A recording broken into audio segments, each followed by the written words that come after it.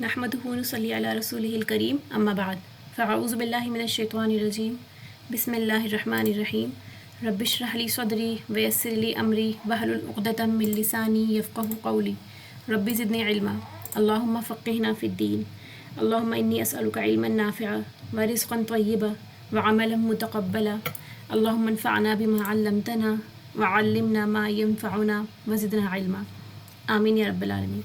अस्सलामु अलैकुम व रहमतुल्लाहि व बरकातुहू। शाबान अल-मुअज़्ज़म कुरान और सुन्नत की रोशनी में शाबान के महीने के बारे में, उसकी फ़जीलत के बारे में इंशाअल्लाह पढ़ते हैं। स्टार्ट करते हैं इस हदीस के साथ।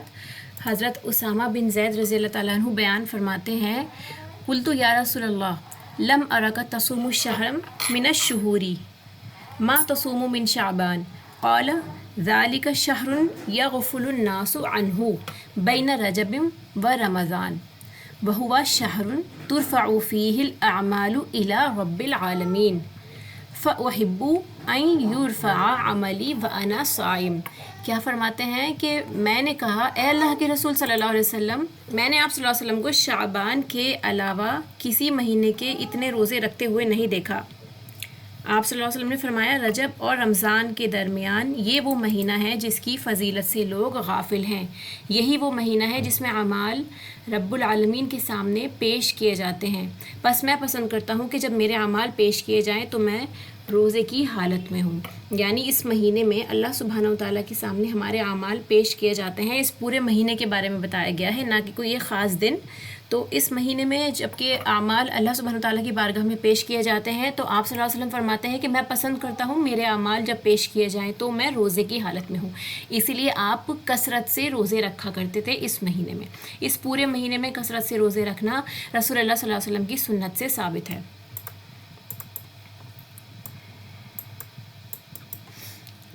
और हमें क्या करने का हुक्म दिया गया है, देखिए, वमा आताकुम रसूलु फ़ख़ुज़ूहु वमा नहाकुम अन्हु फ़ंतहु वत्तक़ुल्लाह इन्नल्लाह शदीदुल इक़ाब। और रसूल अल्लाह सल्लल्लाहु अलैहि वसल्लम जो तुम्हें दे ले लो और जिससे तुम्हें रोके उससे बाज आ जाओ और अल्लाह से डरो, बेशक अल्लाह सख्त सज़ा देने वाला है। तो इसका ये मतलब है कि रसूल अल्लाह सल्लल्लाहु अलैहि वसल्लम का जो तर्ज़ अमल रहा करता था इस महीने में, हमें उसे एक्सेप्ट करना है एज़ इट इज़, जैसे उन्होंने किया और अपनी इस्तिताअत के मुताबिक।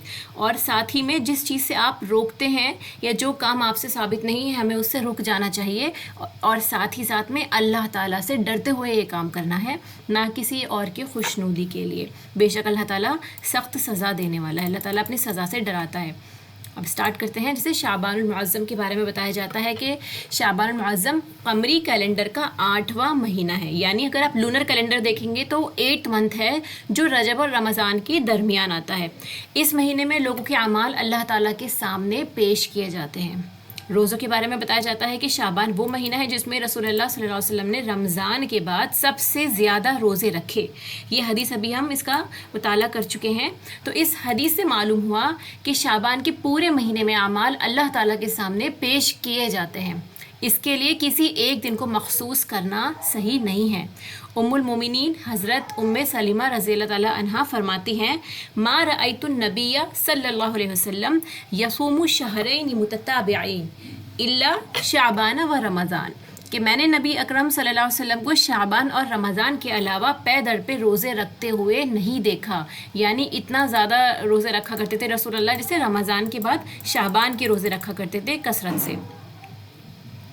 एक और हदीस आती है यहाँ पे, उम्मुल मोमिनीन हज़रत आयशा रज़ियल्लाहु तआला अन्हा फरमाती हैं, काना रसूलुल्लाह सल्लल्लाहु अलैहि वसल्लम यसूमु हत्ता नक़ूला ला युफ़्तिरु व युफ़्तिरु हत्ता नक़ूला ला यसूमु फ़मा रअयतु रसूलुल्लाह सल्लल्लाहु अलैहि वसल्लम इस्तकमला सियाम शहरिन इल्ला रमज़ान वमा रअयतुहु अक्सरा सियामम मिन्हु फ़ी शाबान। ये अरबी में पढ़ना भी इसलिए ज़रूरी है क्योंकि आप लोग भी अब कुरान भी अरबी में समझ रहे हैं, तो अगर आप एक नज़र अरबी मतन पे भी डालेंगे, उसके बाद उसके तर्जुमे पे देखेंगे तो इंशाल्लाह आपको भी बहुत हद तक हदीस समझ में आने लगेगी। इसीलिए कोशिश करना है, ऐसा नहीं करना कि हमें बस अरबी का जब भी मतन आए तो हम उसको निगलेक्ट करके डायरेक्ट उर्दू पे चले जाएँ। कोशिश करें कि एक बार रीड ज़रूर करें, कुछ ना कुछ बात जहन में जाएगी इंशाल्लाह। रसूलुल्लाह सल्लल्लाहु अलैहि वसल्लम روزے رکھتے چلے جاتے یہاں تک کہ ہم کہتے آپ صلی اللہ علیہ وسلم روزے رکھنا نہ چھوڑیں گے. کیا مطلب ہے کہ آپ اتنے روزے رکھا کرتے تھے کہ ایسا لگتا تھا کہ آپ اب روزے چھوڑیں گے ہی نہیں, اور آپ صلی اللہ علیہ وسلم روزے چھوڑتے چلے جاتے یہاں تک کہ ہم کہتے کہ آپ صلی اللہ علیہ وسلم کبھی روزے نہ رکھیں گے. یعنی اتنا بھی چھوڑا بھی ہے رسول اللہ صلی اللہ علیہ وسلم نے کہ ایسا لگتا تھا کہ اب آپ روزے رکھیں گے ہی نہیں. میں نے رسول اللہ صلی اللہ علیہ وسلم کو رمضان کے علاوہ کسی ماہ کے مکمل روزے رکھتے نہیں دیکھا, اور میں نے آپ صلی اللہ علیہ وسلم کو شعبان کے علاوہ کسی مہینے میں کثرت سے روزے رکھتے نہیں دیکھا. یعنی پورے مہینے کے مکمل روزے رکھنا رمضان سے ثابت ہے, اس کے علاوہ جو میکسیمم نمبر آف فاسٹ آپ رکھ سکتے ہیں وہ اس مہینے میں ہے. ان احادیث سے ماہ شعبان میں کثرت سے روزے رکھنے کی اہمیت کا علم ہوتا ہے. تاہم پورے شعبان کے روزے صرف نبی صلی اللہ علیہ وسلم کے ساتھ ہی مختص تھے, جبکہ امت کو نصف شعبان کے بعد عمومی طور پر روزہ رکھنے سے منع کیا گیا ہے. آپ کو اس کے بعد بھی اور احادیث کا مطالعہ ہوگا انشاءاللہ, جس میں 15 تاریخ کے بعد روزہ رکھنے کے لیے منع بھی کیا گیا ہے. البتہ وہ افراد اس سے مستثنیٰ ہیں جو ایام 20 یا پیر اور جمعرات کے روزے رکھتے ہوں یا گزشتہ رمضان کے قضا روزے رکھنا چاہتے ہوں. 15 شعبان کے بعد روزے رکھنا اسی لیے بھی ممنوع ہے کیونکہ باڈی کو پاور چاہیے ہوتی ہے, انرجی کی ضرورت ہوتی ہے, رمضان کے لیے قوت جمع کرنی ہوتی ہے. ہو سکتا ہے بعض افراد کمزور ہوں جو اس مہینے میں روزے رکھنے کی کثرت کی وجہ سے رمضان کے روزوں میں مشکل محسوس کریں, اسی لیے 15 کے بعد روزے نہ رکھنا بہتر ہے. لیکن جن لوگوں کی عادت ہے وہ ہر منڈے تھرسڈے کا روزہ رکھتے ہیں اور ایام 20 کے روزے رکھتے ہیں تو وہ روزے رکھ سکتے ہیں منڈے اور تھرسڈے کے. ٹھیک ہے, اس کے بعد دیکھیں شعبان اور شب براءت. نصف شعبان کی رات, نصف شعبان یعنی 14 کی رات کو عمومی طور پر شب براءت کے نام سے منائی جاتی ہے, جس کی کوئی دلیل قرآن و سنت میں موجود نہیں ہے. نیز اس کی فضیلت کے بارے میں کسی روایت میں بھی لیلۃ البراءت کا نام نہیں ملتا. کسی حدیث میں لیلۃ البراءت کے نام سے کوئی رات ایسی مینشن نہیں ہے. براءت کا لفظی معنی اظہار بیزاری کے ہیں. آپ لوگ بھی پڑھ چکے ہیں, براءت کہتے ہیں بیزاری کو, تو یہی وہی براءت ہے. یہ براءت نہیں ہے, براءت ہی ہے جو شب براءت کے نام سے مشہور ہے. جیسا کہ اللہ تعالیٰ نے سورہ توبہ میں فرمایا براءۃ من اللہ و رسولہ, اللہ اور اس کے رسول کی طرف سے بیزاری کا اظہار ہے. تو اس لفظ کا ترجمہ ہمیں یہاں سے ملتا ہے قرآن کی روشنی میں. اس آیت مبارکہ میں براءت کا لفظ مشرکین مکہ سے بیزاری کے اظہار کے لیے استعمال ہوا ہے. بالفرض اس لفظ کو اس رات کی وجہ تسمیہ تسلیم کر بھی لیا جائے, مطلب اگر آپ اس رات کے ساتھ اس لفظ کا استعمال کرنا چاہتے ہیں جیسے شب برات کہنا چاہتے ہیں, تو پھر سوال یہ پیدا ہوتا ہے کہ کون کس سے بیزاری کا اظہار کر رہا ہے اور اس کا نصف شعبان کی رات سے کیا تعلق ہے. یعنی اگر یہ بیزاری کی رات ہے تو کس چیز سے بیزاری کا اظہار ہو رہا ہے اور کس سے کرا جا رہا ہے, اس بات کا مطلب سمجھ نہیں آتا ہے. تو نصف شعبان کی رات اور نزول قرآن, کچھ لوگوں کا یہ عقیدہ ہے کہ بعض لوگ نصف شعبان کی رات کی فضیلت ثابت کرنے کے لیے سورہ الدخان کی عنایت کا حوالہ دیتے ہیں. کچھ لوگوں کا ماننا ہے کہ جیسے اسی رات میں قرآن نازل ہوا, تو ان لوگوں کو جو دلیل دی جاتی ہے یا جو بتاتے ہیں وہ دلیل یہ رہے کہ انا انزلناہ فی لیلۃ مبارکۃ انا کنا منذرین, یعنی جو یہ سورہ الدخان کی آیت ہے کہ بے شک ہم نے اس قرآن کو ایک مبارک رات میں اتارا ہے, بے شک ہم خبردار کرنے والے ہیں. فیہا یفرق کل امر حکیم, اس رات میں ہر محکم کام کا فیصلہ کیا جاتا ہے. تو یہ دلیل دی جاتی ہے کہ اس رات میں قرآن اترا اور پورے سال کا جو فیصلہ کیا جائے گا, آپ کی تقدیریں لکھے جائیں گی, آپ کا اعمال نامہ ریڈی کیا جاتا ہے, وہ اس رات میں کیا جاتا ہے. یہ دلیل دی جاتی ہے. لیکن سوال یہ پیدا ہوتا ہے کہ کیا واقعی ان آیات میں لیلۃ مبارکہ سے مراد نصف شعبان کی رات ہے یا اس سے مراد کوئی اور رات ہے؟ اس کی کیا دلیل ہے کہ آپ اس کو نصف شعبان کے ساتھ ہی مختص کریں؟ اس آیت میں تو کہیں نہیں لکھا ایسا کہ یہ شعبان کے مہینے میں ہے. لیلۃ المبارکہ کے بارے میں مفسر ابن کثیر لکھتے ہیں, جو تفسیر ابن کثیر ہے اس کے جو رائٹر ہیں وہ اس رات کے بارے میں یہ بتاتے ہیں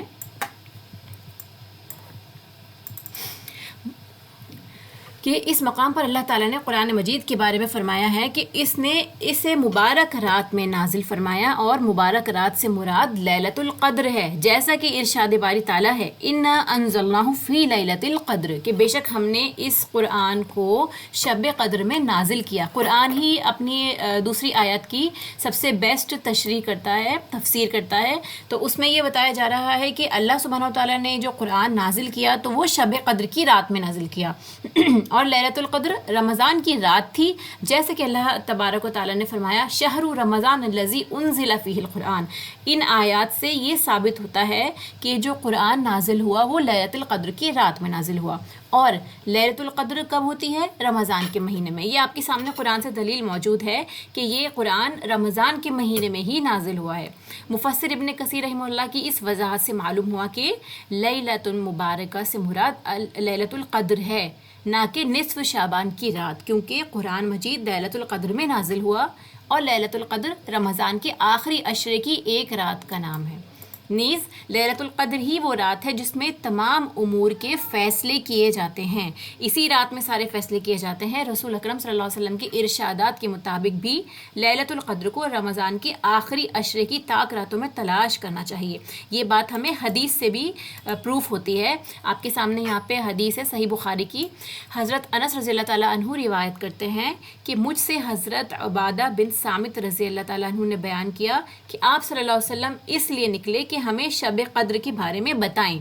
اتنے میں دو مسلمان لڑ پڑے تو آپ صلی اللہ علیہ وسلم نے فرمایا میں تمہیں شب قدر کے بارے میں بتانے کے لیے نکلا تھا، لیکن فلاں کے لڑنے سے بھول گیا، اور شاید تمہاری بھلائی اسی میں ہے کہ تم اس کو 21، 23، 25، 27، 29 میں تلاش کرو۔ اس میں ہی امت کی بہتری ہوگی کہ وہ ایک کے بجائے 5 راتوں میں کثرت سے عبادت کریں گے تو انہی کے نام اعمال میں اضافہ ہوگا، تو اللہ کی طرف سے اس میں کوئی حکمت ہوگی۔ تو رسول اللہ صلی اللہ علیہ وسلم کے دل سے اس کو اٹھا لیا گیا، اس کی یاد کو۔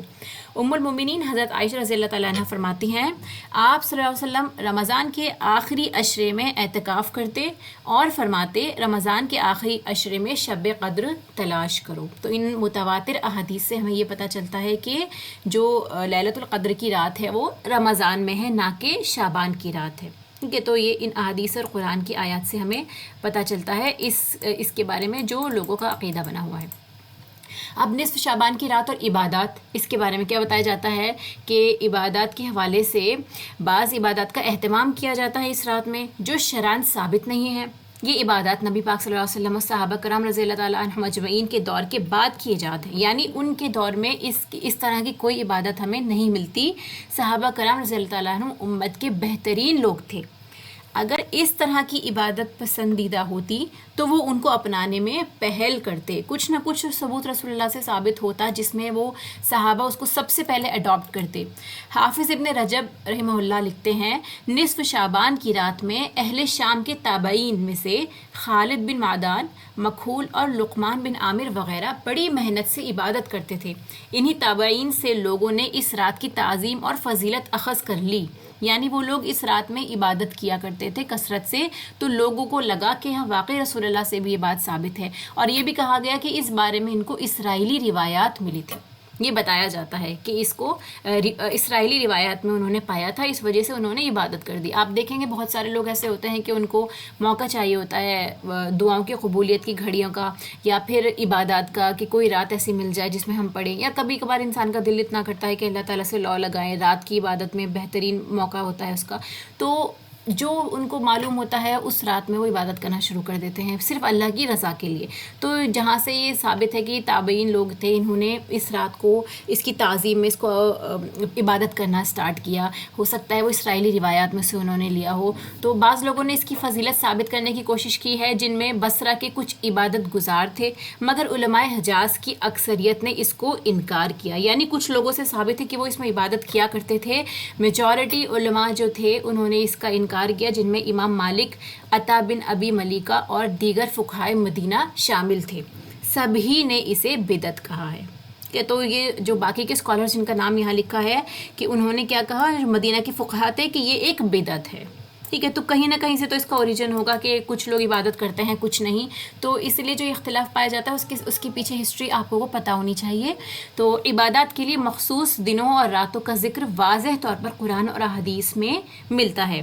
مثلا محرم الحرام میں یوم عاشورہ کا دن ہو گیا، یا عشرہ ذوالحجہ ہو گئے، 10 दिन जो होते हैं हमारे हज के महीने के वो स्टार्टिंग के, फिर यौम अरफा का दिन, यौमुन नहर, अय्याम तशरीक यानी यौमुन नहर कुर्बानी का दिन, और उसके बाद के 3 दिन माह रमज़ान, रमज़ान के महीने के दिन जितने हैं, लैलतुल क़द्र की रातें, यौम जुमा यानी जुमे के दिन की इबादत हो गई, अय्याम बीज उसके रोज़े यानी हर कमरी महीने के 13, 14, 15 तारीख वग़ैरह, मगर शब बारात की इबादत का कहीं भी ज़िक्र नहीं मिलता। फिर उसके बाद एक और बताया जाता है यहाँ पे इसके बारे में, देखिए सलातुल अल्फिया यानी ऐसी नमाज जो आपको कसरत से तादाद में आपको अज्र प्रोवाइड करती है 1000 मरतबा। अल्फिया जो है अल्फुन से बना है, अल्फुन 1000 को कहते हैं। निस्फ़ शाबान की रात की जाने वाली एक इबादत अस्सलातुल अल्फिया है। ये 100 रकत नमाज है और हर रकत में सूरह अल इखलास 10 मरतबा पढ़ी जाती है। इस तरह सूरह इखलास की कुल तादाद 1000 मरतबा हो जाती है। तो ये भी नमाज बहुत सारे मुल्कों में इस तरह से ये नमाज भी अदा की जाती है। बर्रे सग़ीर पाक और हिंद में इस नमाज का बहुत अहतमाम किया जाता है। लोग गुरूब आफ्ताब से कुछ पहले ही मसाजिद में जमा होना शुरू हो जाते हैं। फ़र्ज़ नमाज़ें अदा ना करने वाले भी ये नमाज पढ़कर समझते हैं कि इस रात की बरकत से उनके साबका तमाम गुनाह और ख़ताएँ माफ़ हो जाएंगी और उनकी उम्र, कारोबार और रिज़्क़ में बरकत हो जाएगी। जब भी कोई बिदअत का काम आप देखेंगे तो उसके पीछे कोई ना कोई वजह ये रहती है कि इंसान शॉर्टकट चाहते हैं, फ़राइज़ को छोड़ देते हैं। वो चीज़ें जो सुन्नत से साबित हैं अगर वो नहीं कर पाते तो उनको कोई ना कोई ऐसा शॉर्टकट या कोई ऐसी चीज़ चाहिए होती है, कोई ऐसा वॉलंटरी एक्ट जिसके नतीजे में उसको वो इक्वेट कर सके, यानी जिससे उनके जो पीछे के जितने भी चीज़ें उनके रहती हैं, उनके फ़राइज़ रहते हैं या वो उसको मैचअप करना चाहते हैं, तो कोई ना कोई ऐसी बिदअत ईजाद हो जाती है जिसमें इंसान अपनी राह निजात को मखसूस कर लेता है कि इस तरह करने से मुझे बाकी पीछे के जितने भी मेरी महरूमियाँ रही हैं वो सब कवर अप हो जाएंगी। ठीक है। हालांकि रसूलुल्लाह सल्लल्लाहु अलैहि वसल्लम ने इस रात में कोई मखसूस नमाज नहीं पढ़ी और ना ही खुलफाए राशिदैन ने और ना अइम्माए दीन इमाम अबू हनीफ़ा, इमाम मालिक, इमाम शाफ़ई, इमाम अहमद, इमाम सूरी, इमाम औज़ाई और इमाम लईस रहमुल्लाह अजमाइन में से किसी ने इसे कबूल किया है।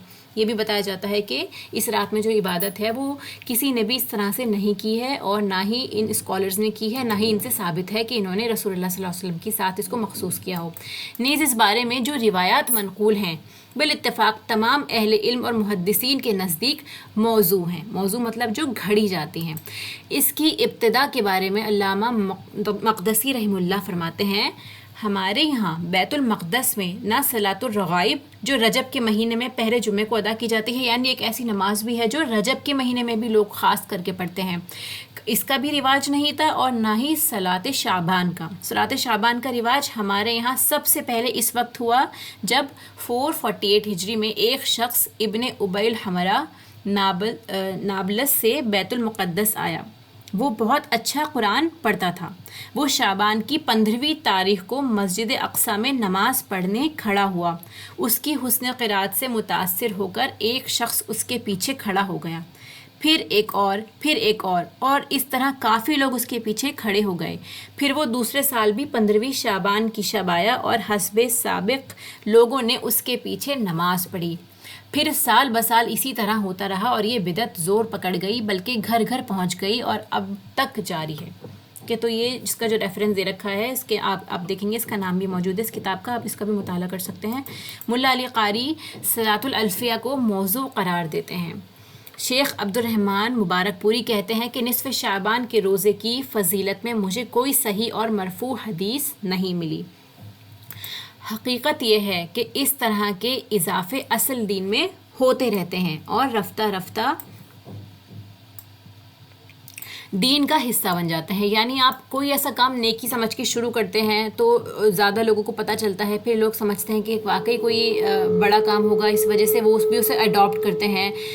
कोई बड़ी शख्सियत अगर कोई ऐसा काम करने लगती है तो ज़्यादातर उसकी फॉलोअर्स अंधाधुंध वही काम करना स्टार्ट कर जाते हैं। ठीक है, यूँ दीन इस्लाम की असल शक्ल मस्ख होकर रह जाती है। तो लोग जो है कंफ्यूज भी होते हैं, कुछ लोग पैरवी करने लगते हैं, असल तक नहीं पहुंच पाते। तो इस तरह से क्या होता है, दीन में गड़बड़ शुरू हो जाती है और बिदअत जन्म लेती है। پھر سلامی روزہ، استقبال رمضان کے طور پر سلامی روزہ شعبان کے آخر میں رکھا جاتا ہے. ایسا بھی کیا جاتا ہے بہت ساری جگہوں پر کہ لوگ جو ہیں وہ لاسٹ میں شعبان کے ایک سلامی روزہ رکھتے ہیں. یہ روزہ نہ اللہ کے رسول صلی اللہ علیہ وسلم نے رکھا اور نہ کسی اور کو رکھنے کا حکم دیا. ٹھیک ہے، تو یہ رسول اللہ سے بالکل ثابت نہیں ہے. حضرت ابو ہریرہ رضی اللہ تعالیٰ عنہ سے روایت ہے کہ رسول اللہ صلی اللہ علیہ وسلم نے فرمایا جب نصف شعبان باقی رہ جائے تو اس کے بعد روزہ نہ رکھو. تو لوگوں میں جو یہ سلامی روزہ رکھنے کا رواج ہے تو اس کے اپوزٹ میں ایک حدیث ہمیں ملتی ہے جس میں رسول اللہ صلی اللہ علیہ وسلم منع فرماتے ہیں کہ آپ اس کے بعد روزے نہ رکھیں. وجہ میں نے آپ کو بتائی کیونکہ انسان کمزوری کا شکار ہو سکتا ہے. بہت سارے لوگ اللہ کی محبت میں رسول اللہ کی پیروی کرتے ہوئے اس سنت کو فالو کرتے رہیں اور وہ اپنے فرض کی کوتاہی میں مبتلا ہو جائیں. حضرت ابو ہریرہ رضی اللہ تعالیٰ عنہ سے روایت ہے کہ آپ صلی اللہ علیہ وسلم نے فرمایا رمضان سے 1 یا 2 دن پہلے کوئی شخص روزہ نہ رکھے. البتہ وہ شخص جو اپنے معمول کے مطابق روزے رکھتا آ رہا ہے وہ رکھ سکتا ہے. جس کی باڈی یوز ٹو ہو چکی ہو یا جس کے روزے چھوٹے ہوئے ہیں وہ رکھ سکتا ہے. یعنی کسی کا فرض روزہ رہتا ہو تو وہ رکھ لے، یا وہ شخص جو جمعرات کے مسنون روزے رکھتا ہے اور وہ دن رمضان سے پہلے آ رہے ہوں تو ایسا شخص روزے رکھ سکتا ہے. آئی ہوپ اب کلیئر ہو گیا آپ لوگوں کو کہ کتنے روزے رکھنے چاہیے. اور پچھلے سال کے رمضان کے روزے کسی کے رہتے ہیں تو وہ اس کے اوپر ایک قرض ہے. کوشش کریں کہ وہ اگلے سال کے رمضان آنے سے پہلے ہی اپنے روزے اپنے قرض کی ادائیگی کر لیں. اس کے بعد اگر آپ رکھتے ہیں تو اس میں جو ہے آپ کو کفارہ بھی ادا کرنا پڑے گا، کچھ نہ کچھ صدقہ ادا کرنا پڑے گا، اور پھر آپ وہ روزے رکھیں گے اگلے رمضان کے بعد. اس لیے بہتر یہ ہے کہ اس رمضان کے ایک رمضان کے روزے اگلے رمضان کے روزے آنے سے پہلے ہی آپ رکھ لیں. مخصوص اذکار و حلقے. نصف شعبان کی رات لوگ مسجدوں میں حلقہ بنا کر بیٹھتے ہیں اور ہر حلقہ کا ایک ذمہ دار ہوتا ہے. دیگر افراد ذکر و تلاوت میں اس کی اقتدا کرتے ہیں، مثلاً کلمہ طیبہ یا دوسرے اذکار کو خاص طرز اور ترنم کے ساتھ پڑھتے ہیں. یعنی لوگ ایک ہی جیسے کہتے ہیں نا ایک نغمے گانے ہوتے ہیں، اس طرح بیٹھ کے لوگ اکٹھے ہو کے ایک حلقہ بنا کر اس طرح ذکر کرتے ہیں. یہ خود ساختہ اعمال ہیں جن کی دلیل قرآن و سنت میں موجود نہیں ہے. یہ ایسے کام ہے جو آپ کو ہو سکتا ہے بہت اچھے لگتے ہوں یا آپ کو لگتا ہو کہ ہم بہت سارا اجر کما رہے ہیں اور ہم اللہ کو یاد تو کرتے ہیں اور اللہ کی یاد میں ہی ہم جھوم رہے ہیں. لیکن جو چیز قرآن اور حدیث سے ثابت نہیں ہے کوشش کریں کہ اس کو پوری طرح سے اوائڈ کریں. کیونکہ ہو سکتا ہے اگر وہ چیز صحیح بھی ہو تو آپ کو اس کا اجر مل جائے، لیکن اگر آپ نے وہ چیز چھوڑی اور اگر وہ چیز چھوڑتے ہیں تو آپ کو فرض کی کیونکہ وہ فرض کے درجے پہ نہیں آتا تو آپ کو گناہ تو یقیناً نہیں ملے گا انشاءاللہ. اگر وہ کام غلط ہوا تو آپ کو بدعت کا گناہ ضرور مل جائے گا. اسی لیے اگر کوئی ایسا کام جو سنت سے ثابت نہیں ہے آپ چھوڑتے ہیں تو وہ زیادہ بہتر ہوگا بنسبت اس کے کہ آپ وہ بدعت کے طور پہ کرنا سٹارٹ کر دیں. نصف شعبان کی رات اور مختلف رسومات. کچھ ایسی رسومات ہوتی ہیں جو عبادت سمجھ کے لوگ کرتے ہیں، ان کی مثالوں کے ساتھ سمجھتے ہیں. قبرستان جانا سب سے پہلے یہ بہت زیادہ عام ہے اور ہمارے یہاں کے علاقوں میں بھی بہت زیادہ عام ہوا کرتا تھا. الحمدللہ کافی زیادہ اویئرنیس ہوئی ہے لوگوں میں، تو اس کے بارے میں لوگ بھی تھوڑا اویئر ہوئے ہیں، اٹینٹیو ہوئے ہیں کہ جاننا چاہیے کہ کیا چیز حدیث سے ثابت ہے کیا نہیں ہے. تو قبرستان جانا بھی بہت کامن ایک طرح سے بدعت اسٹارٹ ہو گئی ہے کہ نصف شعبان کی رات کے بارے میں ایک بات مشہور کر دی گئی کہ رسول اللہ صلی اللہ علیہ وسلم اس رات بقیع کے قبرستان تشریف لے گئے، اور دلیل کے طور پر یہ مندرجہ ذیل روایت پیش کی جاتی ہے کہ ام المومنین حضرت عائشہ رضی اللہ تعالیٰ عنہ سے روایت ہے جب رسول اللہ صلی اللہ علیہ وسلم کی باری میرے پاس ہوتی تو آخری رات میں بقیع قبرستان کی طرف نکلتے اور کہتے السلام علیکم دار قوم مؤمنین وآتاکم ما توعدون غدا مؤجلون وإنا إن شاء الله بكم لاحقون اللهم اغفر لأهل بقيع الغرقد. سلام ہو تم پر اے گھر والوں مومنوں، جس کل کا تم سے وعدہ تھا کہ تمہارے پاس آنے والا ہے وہ تمہارے پاس آ چکا ہے. یعنی موت کا انسان سے وعدہ ہے تو وہ ان لوگوں کے پاس آ چکی ہے جو اس وقت قبرستان میں دفن ہیں، اور اگر اللہ نے چاہا تو ہم تم سے ملنے والے ہیں. اے اللہ بقیع غرقد والوں کو بخش دے. یہ جو دعا ہے یہ آپ کے سامنے دیکھیے حدیث مینشن ہے کہ رسول اللہ صلی اللہ علیہ وسلم آخری رات میں بقیع جایا کرتے تھے اور یہ دعا پڑھا کرتے تھے. تو یہ اہل قبور کے پاس جا کے دعا پڑھنا سنت سے ثابت ہے. اس حدیث سے رسول اللہ صلی اللہ علیہ وسلم کا نصف شعبان کی رات کو خاص طور پر قبرستان جانے کا کوئی ثبوت نہیں ملتا. صرف یہ پتہ چلتا ہے کہ آپ صلی اللہ علیہ وسلم اپنے معمول کے مطابق قبرستان گئے تھے، یعنی آپ کا معمول تھا کہ آپ نصف رات کو قبرستان جایا کرتے تھے اور ایسے دعا کیا کرتے تھے، اس کو آپ نصف شعبان کے ساتھ مخصوص نہ کریں۔ پھر قبر پر لکڑی گاڑنا، قبر پر لکڑی گاڑ کر مردے کے حسب حال کپڑے پہنائے جاتے ہیں اور اس سے باتیں کی جاتی ہیں، دعائیں اور گریہ وزاری کی جاتی ہے۔ ان اعمال کا دین سے کوئی تعلق نہیں ہے۔ بہت ساری جگہوں پر اس طرح کا بھی عمل بتایا جاتا ہے، نوٹ کیا جاتا ہے کہ لوگ وہاں پر مردوں کے اوپر جا کے، ان کی قبروں کے اوپر جا کے لکڑی گاڑ دیتے ہیں، ان کو کپڑے پہناتے ہیں اور ان سے باتیں کرتے ہیں، ان کے سامنے روتے ہیں، دعائیں کرتے ہیں۔ تو یہ چیزیں بھی کیا ہیں؟ یہ بالکل دین کا حصہ نہیں ہیں۔ پھر ایک یہ بات بتائی جاتی ہے کہ روحیں اس رات میں واپس آتی ہیں۔ بعض لوگ عقیدہ رکھتے ہیں کہ خاندان کی میتوں کی روحیں اس رات اپنے گھر آتی ہیں اور دیکھتی ہیں کہ ان کے لیے کیا پکایا گیا ہے، چنانچہ لوگ مٹھائیاں، حلوے اور دیگر اشیاء بنانے کا اہتمام کرتے ہیں اور انہیں گھروں میں مخصوص مقامات پر رکھا جاتا ہے تاکہ میت کی روح وہاں آ کر خوش ہو، یعنی وہ اسپیشلی میت کی روح کو خوش کرنے کے لیے پکائے جاتے ہیں۔ اسی طرح گھروں کو صاف کیا جاتا ہے۔ یہ من گھڑت اور بے بنیاد باتیں ہیں، کیونکہ قرآن اور سنت کے مطابق نیک روحیں جو ہیں وہ علیین میں ہیں اور بری روحیں سجین میں ہوتی ہیں۔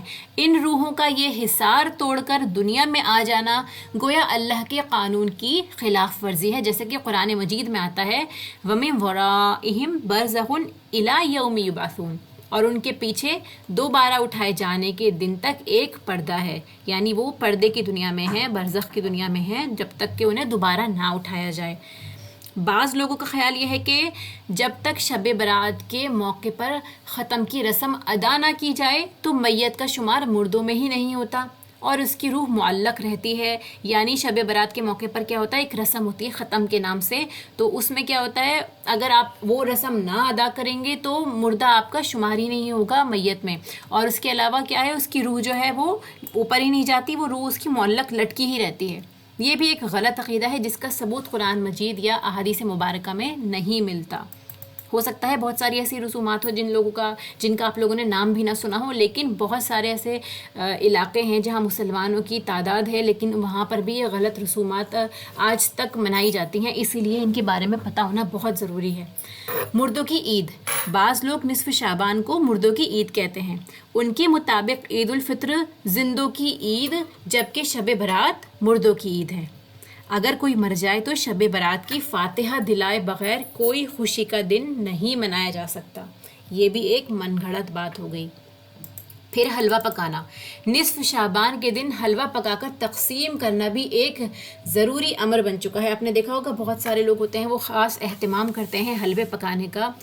اس فعل میں عوام کی اتنی بڑی تعداد شامل ہے کہ عقل حیران رہ جاتی ہے، آپ سوچ پہ بڑھ جاتے ہیں کہ اتنے سارے لوگ ایسا کر رہے ہیں تو کوئی نہ کوئی وجہ ہوگی، ہو سکتا ہے ہم ہی غلط ہیں۔ دلیل یہ دی جاتی ہے کہ رسول اللہ صلی اللہ علیہ وسلم کے دندان مبارک جنگ احد میں شہید ہوئے تو ان کو حلوہ بنا کر کھلایا گیا، حالانکہ جنگ احد شوال میں ہوئی تھی اور حلوہ شعبان میں پکایا جاتا ہے۔ اس کا کوئی ریلیشن نہیں ہے کیونکہ احد کی جو جنگ ہوئی تھی وہ کسی اور مہینے میں ہوئی تھی، کہ شوال کے مہینے میں ہوئی تھی، نہ کہ شعبان کے مہینے میں، تو اس کا اس جنگ سے ریلیٹ کرنا، رسول اللہ کے دندان مبارک کو شہید ہونا، اس لیے حلوے پکانا، یہ چیز بھی آپ کو پتہ ہونی چاہیے کہ اس میں کوئی ریلیشن نہیں ہے اور نہ ہی یہ چیز سنت سے ثابت ہے۔ بعض لوگ کہتے ہیں کہ حضرت اویس قرنی رحمہ اللہ نے رسول اللہ صلی اللہ علیہ وسلم کی محبت اور اتباع میں دانت شہید کیے اور انہوں نے حلوہ کھایا۔ اس روایت میں بھی کوئی صداقت نہیں ہے۔ اس طرح کی بے بنیاد باتوں کی ایک طویل فہرست پائی جاتی ہے۔ یہ جو ہے ایک تابعی تھے حضرت اویس قرنی، ان کے بارے میں بتایا جاتا ہے کہ رسول اللہ سے ملاقات کرنے کے لیے آئے تھے لیکن آپ وہاں پر نہیں ملے تو یہ واپس لوٹ گئے۔ کیونکہ ان کی ایک کمزور بوڑھی ماں تھی جنہوں نے ان کو ایک لمیٹڈ ٹائم دیا تھا کہ آپ کو واپس آنا ہے اتنے ٹائم میں ہی، تو رسول اللہ سے ملاقات کے بنا ان کو واپس آنا پڑا۔ حالانکہ اگر آپ رکتے تھوڑا ٹائم اور رسول اللہ سے ملاقات کرتے تو صحابی کا درجہ پا لیتے، لیکن ماں کی فرما برداری اس قدر تھی کہ آپ اپنا اسی طرح سے جو ایک تکلیف دہ ایک ہوتا ہے نا کہ رسول اللہ سے ملنے کی اتنی ملاقات کی تڑپ تھی، تو اسی عالم میں اسی جذبے میں وہ واپس ہو گئے، لیکن اپنے ماں کی نافرمانی نہیں کی. تو ان کا بھی بہت اونچا درجہ بتایا جاتا ہے، اور ان کے بارے میں بتایا کہ آپ نے رسول اللہ کی محبت میں اپنے دانت شہید کیے تھے. تو یہ جو بتایا جاتا ہے یہ بھی اس میں کوئی سچائی نہیں ہے کہ ایسی کوئی روایت نہیں پائی جاتی. پھر چراغاں اور آتش بازی کرنا، گھروں پہ، چھتوں پہ، مسجدوں میں، درختوں اور قبرستانوں وغیرہ پر چراغاں کرنا، قندیلیں روشن کرنا، پٹاخے چھوڑنا، آتش بازی کرنا اور پوری رات اس کھیل تماشے کے ساتھ جاگ کر گزارنا نصف شعبان کی رات میں ایک معمول بن چکا ہے. یہ ہندوؤں کی دیوالی، مجوسیوں کی آتش پرستی کی نقل کے سوا اور کچھ بھی نہیں ہے. جبکہ رسول اللہ صلی اللہ علیہ وسلم نے غیر مسلم اقوام کی مشابہت سے سختی سے منع کرتے ہوئے کیا فرمایا تھا؟ من تشبہ بقوم فہو منہم، جو کسی قوم کی مشابہت اختیار کرتا ہے وہ انہی میں سے ہے. تو اسی لیے آتش بازی اور یہ سب چیزیں کرنا بھی سختی سے منع کیا جاتا ہے. پھر جو ضعیف روایات ہیں ان کا بھی ایک بار ملاحظہ کیجیے کہ نصف شعبان کی رات کی فضیلت سے متعلق جو روایات بیان کی جاتی ہیں وہ نہایت ضعیف ہیں، جن سے استدلال کرنا کسی طور پر درست نہیں. مثلا حضرت انس رضی اللہ تعالیٰ عنہ فرماتے ہیں کہ نبی اکرم صلی اللہ علیہ وسلم سے دریافت کیا گیا ماہ رمضان کے بعد کس ماہ میں روزہ رکھنا افضل ہے؟ آپ صلی اللہ علیہ وسلم نے فرمایا ماہ رمضان کی تعظیم میں شعبان کا روزہ.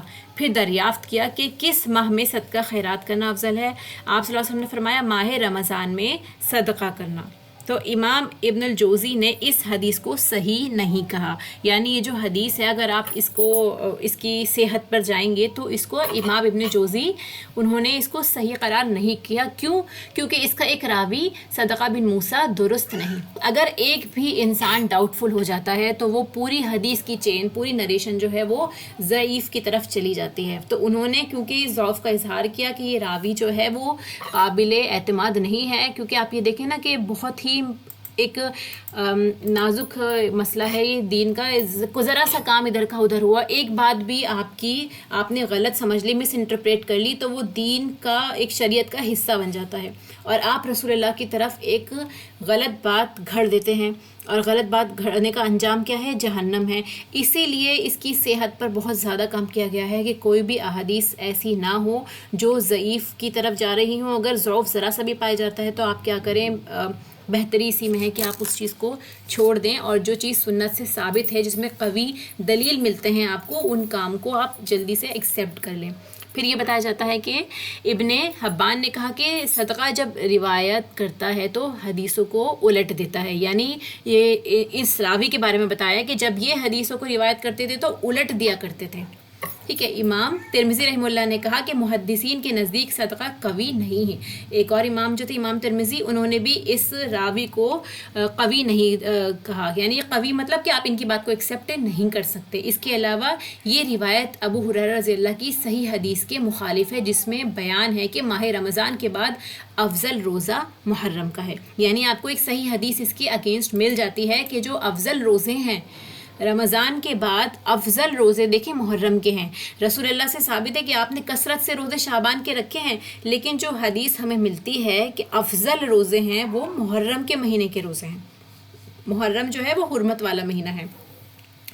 ام المومنین حضرت عائشہ رضی اللہ تعالیٰ عنہا سے روایت ہے کہ میں نے ایک رات نبی اکرم صلی اللہ علیہ وسلم کو بستر سے گم پایا. ایک اور حدیث ہے جو آپ دیکھیں گے کہ یہ بھی ضعیف حدیث ہے.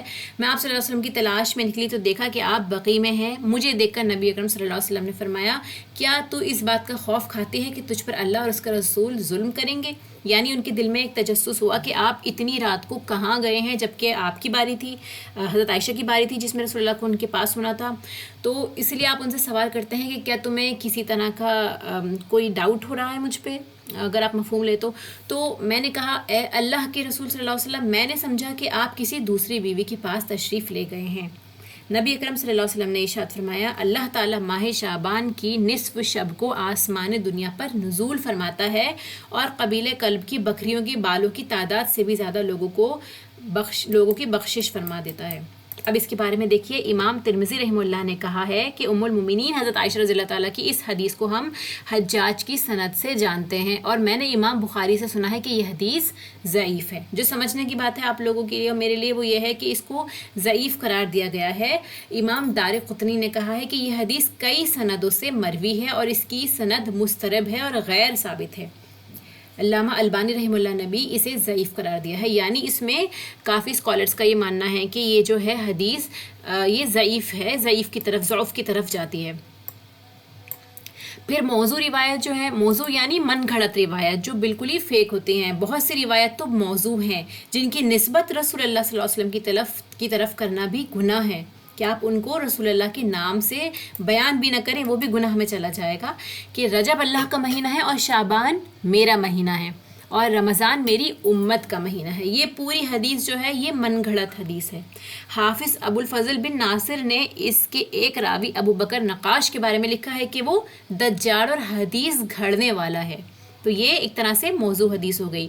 پھر اس کے بعد دوسری حدیث دیکھیے، اے علی، جو شخص نصف شعبان کو 100 رکعت نماز پڑھے اور اس کی ہر رکعت میں سورہ الفاتحہ اور سورہ اخلاص 10 مرتبہ پڑھے، اے علی کوئی بندہ نہیں ہے جو ان نمازوں کو پڑھے مگر اللہ تعالیٰ اس کی ہر حاجت اور ضرورت کو جو وہ اس رات مانگے پوری کر دیتا ہے۔ یہ ایک اور حدیث آپ کے سامنے ہے جو من گھڑت ہے۔ آپ کے سامنے ان احادیث کو لانے کا مقصد یہی ہے کہ من گھڑت احادیث بھی جو اس رات سے متعلق ہیں آپ کو پتہ ہو، اور صحیح احادیث کا مطالعہ ہم کر چکے ہیں، ٹھیک ہے۔ پھر دیکھیے، جو شخص نصف شعبان کو 12 رکعت نماز پڑھے جس میں ہر رکعت میں قل اللہ احد 30 بار پڑھے، تو وہ نماز مکمل کرنے سے پہلے جنت میں اپنا ٹھکانہ دیکھ لے گا۔ یہ بھی موضوع حدیث بتائی جاتی ہے۔ پھر حضرت علی بن ابو طالب سے روایت ہے کہ رسول اللہ صلی اللہ علیہ وسلم نے ارشاد فرمایا، جب نصف شعبان ہو تو تم اس رات قیام کرو اور دن میں روزہ رکھو، کیونکہ اس دن اللہ تعالیٰ غروب آفتاب کے بعد آسمان دنیا میں نزول فرماتا ہے اور کہتا ہے کہ کوئی ہے مغفرت کا طلبگار کہ میں اسے بخش دوں۔ یہ بھی جو حدیث ہے یہ بھی موضوع حدیث ہے۔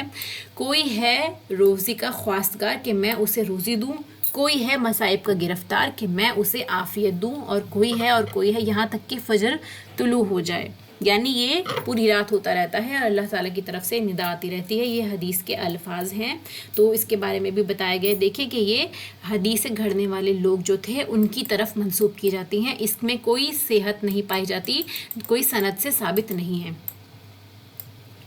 پھر اس کے بعد آپ اس کا سمری دیکھیے، خلاصہ کرتے ہیں کہ ہم نے آج کیا پڑھا۔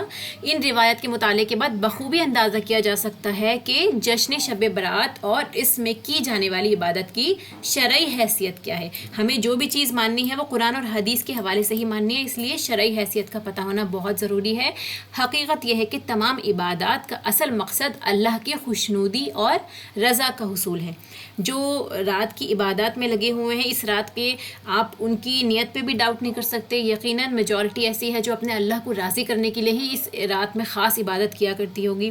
ہمیں بالکل اختیار نہیں کہ ہم خود سے دین میں کسی عبادت کو کسی خاص وقت یا طریقے سے متعین کر لیں جس کا حکم اللہ نے اپنے رسول کے ذریعے ہمیں نہیں دیا۔ اگر ہم ایسا کریں تو ہم اللہ کے دین کو یا نبی اکرم صلی اللہ علیہ وسلم کی لائی ہوئی شریعت کو نامکمل سمجھنے کی عظیم غلطی کر رہے ہیں اور ایک بدعت کے مرتکب ہو رہے ہیں، نعوذ باللہ من ذالک۔ یعنی اگر ہمیں ایسا لگتا ہے کہ رسول اللہ سے دین کو کمپلیٹ کرنے میں کوئی کوتاہی ہو گئی یا پوری بات ان تک نہیں پہنچی اور ہم نے زیادہ بہتر طریقے سے سمجھی، تبھی آپ سے وہ چیز ثابت نہیں ہے نہ صحابہ سے، تو ہم ایک بہتان لگا رہے ہیں رسول اللہ صلی اللہ علیہ وسلم کی رسالت پر۔ ارشاد باری تعالیٰ ہے، ام لہم شرکاء شرعوا لہم من الدین ما لم یأذن بہ اللہ، یعنی کیا ان کے لیے ایسے شریک ہیں جنہوں نے ان کے لیے ایسا دین مقرر کر دیا جس کی اللہ نے اجازت نہیں دی ہے۔ یعنی اگر آپ اللہ اور اس کے رسول کے علاوہ دوسرے لوگوں کی بات مانتے ہیں جنہوں نے آپ کو ایسا دین دیا ہے جس میں اللہ نے اجازت نہیں دی، اس چیز کو کرنے کی اجازت اللہ کی طرف سے نہیں ملتی ہے۔ لہٰذا ضروری ہے کہ جس وقت، طریقے، تعداد اور انداز میں رسول اللہ صلی اللہ علیہ وسلم نے عبادت کی یا کرنے کا حکم دیا ہے، ہم ان کو اسی طرح ادا کریں۔ جتنا آپ نے کیا ہے ہم اسی طرح کریں. اگر ہمیں کوئی ایکسٹرا اضافی اجر نہیں بھی ملتا ہے تو کم سے کم ہم کو گناہ کا یا بدعت کا تو ڈر نہیں رہے گا انشاءاللہ تعالیٰ. اسی لیے سیف سائڈ پر چلنا سب سے زیادہ بیسٹ ہے. ارشاد باری تعالیٰ ہے یا ایھا الذین آمنوا لا تقدموا بین یدی اللہ ورسولہ واتقوا اللہ ان اللہ سمیع علیم. اے ایمان والو، اللہ اور اس کے رسول سے آگے نہ بڑھو اور اللہ سے ڈرتے رہو، یقیناً اللہ تعالیٰ سننے والا اور جاننے والا ہے. اللہ اور اس کے رسول سے آگے نہ بڑھو یعنی جتنا اللہ اور اس کے رسول نے بتا دیا ہے آپ کو صرف اتنا کرنا ہے، مجھے صرف اتنا کرنا ہے، اس کے علاوہ کچھ نہیں کرنا. پھر نبی پاک صلی اللہ علیہ وسلم نے فرمایا کل محدثۃ بدعہ وکل بدعۃ ضلالہ وکل ضلالۃ فی النار. یعنی ہر نیا کام جو دین میں جو بھی کوئی نیا کام کیا جاتا ہے وہ بدعت ہے. ہر بدعت گمراہی ہے، ہر گمراہی آگ میں جانے والی ہے. اللہ تعالیٰ ہم سب کی حفاظت فرمائے. عبادات میں آپ صلی اللہ علیہ وسلم کے طریقے کی من و عن پیروی میں ہی ہماری دین اور دنیا کی کامیابی ہے. ایز اٹ از کرنے میں ہی ہم لوگوں کو دنیا میں بھی اور آخرت میں بھی کامیابی نصیب ہوگی اور اخروی نجات کا دار و مدار ہے. اللہ تعالیٰ نے فرمایا وما آتاکم الرسول فخذوہ وما نہاکم عنہ فانتہوا. اس آیت کو بھی آپ یاد کر لیجئے، حفظ کر لیجئے. یہ آیت ہم لوگوں کو ٹپس پہ ہونی چاہیے. واتقوا اللہ ان اللہ شدید العقاب. اور رسول جو تمہیں دیں اسے لے لو اور جس سے تمہیں روکے اس سے باز آ جاؤ اور اللہ سے ڈرو، بے شک اللہ سخت سزا دینے والا ہے. ایسی بہت سی غیر تحقیق شدہ باتیں ہمارے دین میں داخل ہو چکی ہیں. اکثر جہالت، لا علمی یا نادانی کے سبب انہیں رسول اللہ صلی اللہ علیہ وسلم کی طرف منسوب کیا جاتا ہے اور بعض اوقات جانتے بوجھتے غلو کرتے ہوئے ایسا کیا جاتا ہے. ان سے اجتناب بہت ضروری ہے کیونکہ رسول اللہ صلی اللہ علیہ وسلم نے فرمایا من کذب علی متعمدا فلیتبوأ مقعدہ من النار. جس نے جان بوجھ کر مجھ پر جھوٹ گھڑا اس کو چاہیے کہ وہ اپنا ٹھکانہ جہنم میں بنا لے. اللہ تعالی ہم سب کو اصل دین پر عمل کرنے کی توفیق عطا فرمائے.